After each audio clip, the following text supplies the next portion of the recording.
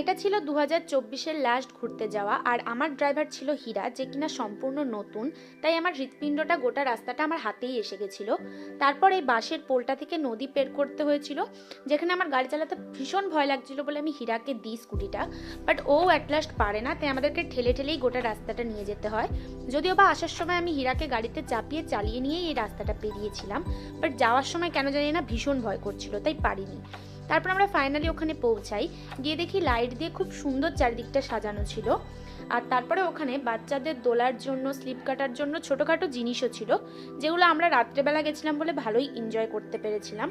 আর সেদিনকে আমাদের ফুল গ্রুপটা ছিল এই দাদা বৌদিদেরকে নিয়েই। তো ফাইনালি ওখান থেকে বেরিয়ে আমরা মাটির ভাঁড়ের চা খাই, যেটা আমার কাছে ইমোশন। তারপর রাস্তার ধারের চিকেন পকোড়া নিয়ে সেগুলোও খাই, আর অ্যাট লাস্ট কুলফি আর কাজু শেক খেয়ে ফিরে আসি বাড়ি। তো আজকের জন্য এইটুকুই, বাই বাই।